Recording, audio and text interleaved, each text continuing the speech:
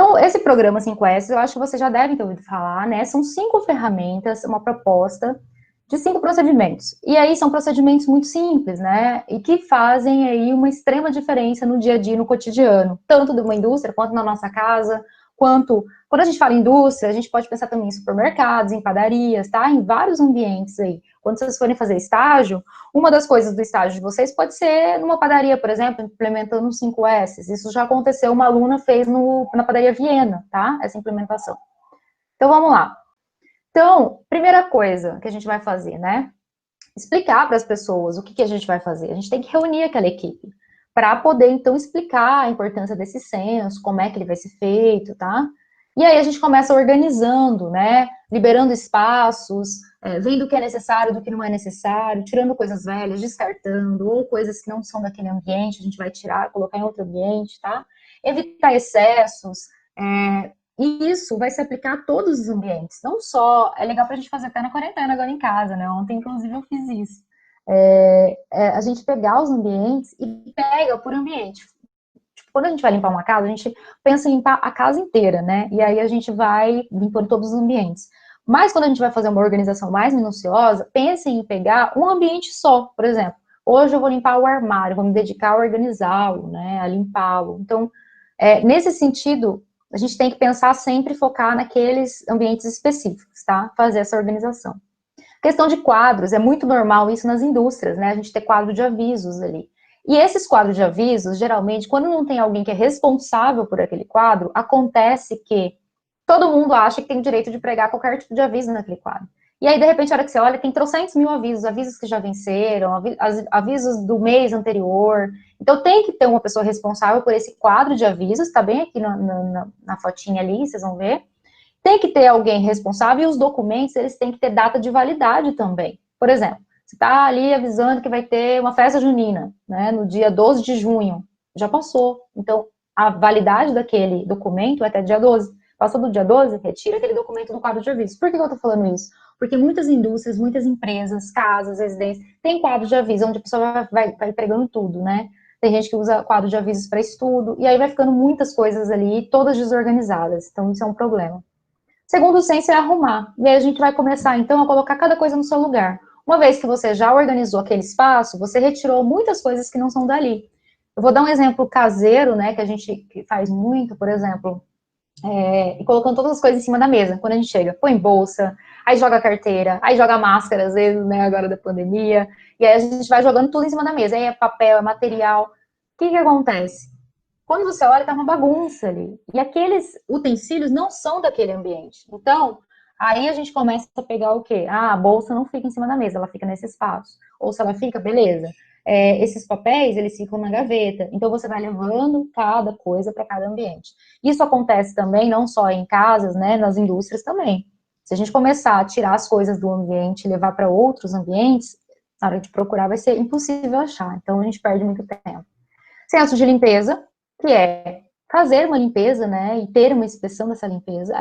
Padronizar. Padronizar é uma coisa extremamente importante, que é o quê? Você etiquetar as coisas, aonde que é a entrada, aonde que é a saída. Quando a gente vai, por exemplo, no cinema, quando a gente ia, né, e a gente vai voltar um dia a voltar a frequentar, quando você sai do cinema, você sai naquele escuro, se de repente vem a luz, e aí você fala, meu Deus, cadê a saída? Você fica sempre meio perdido, e aí tem uma setinha mostrando a saída. Então, isso é uma padronização, porque senão as pessoas vão ficar perdidas.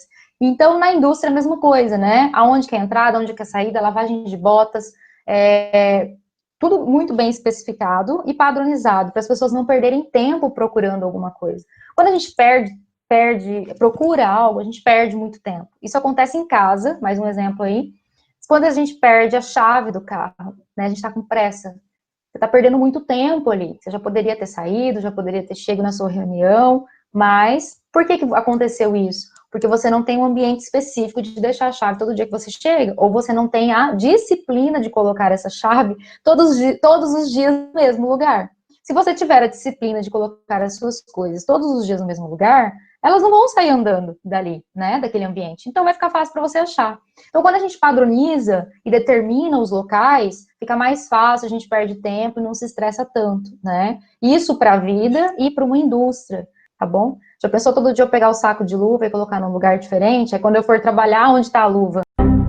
Disciplina disciplina, que é isso que eu tava falando pra vocês. Ah, eu coloquei tudo no lugar, tá tudo perfeito, eu etiquetei tudo, né? A chave vai ficar aqui agora. Mas será que ela vai ficar mesmo? Será que todos os dias você vai chegar e colocar ela naquele lugar que ela tem que ficar?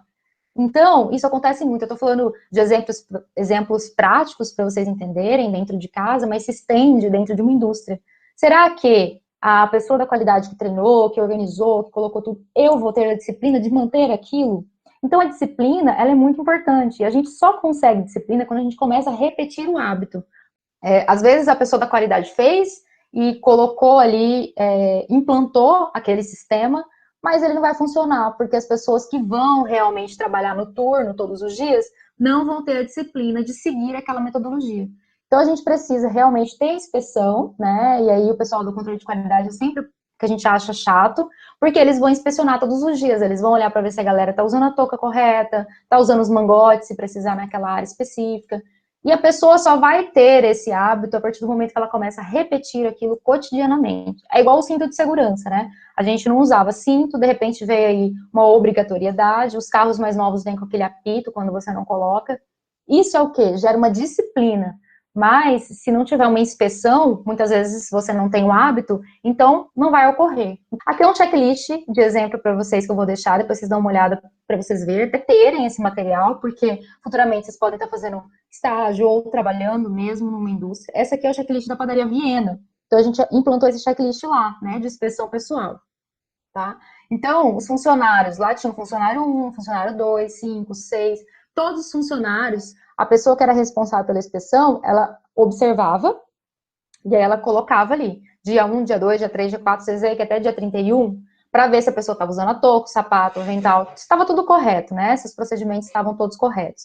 Então, isso aqui não é falado para o funcionário, a gente só faz a observação visual e vai marcando, depois você leva para o seu superior, ou reúne a equipe, faz uma abordagem, né, que não pode ser uma abordagem dura, tem que ser uma abordagem mais... tem que saber falar, né, gente? Tem gente que sabe falar com uma pessoa e não magoar, tem gente que é mais duro. Então, a gente tem que ter esse jogo de cintura, porque o mais difícil dentro do controle de qualidade não é implantar as coisas, e sim gerir pessoas, né? O ser humano é muito complicado, a gente sabe disso. Então, aqui tem um checklist de inspeção de limpeza também, para averiguar se está sendo feito de acordo com o que foi solicitado, de organização desses produtos, de armazenamento. Então, isso aqui é só um exemplo para vocês terem.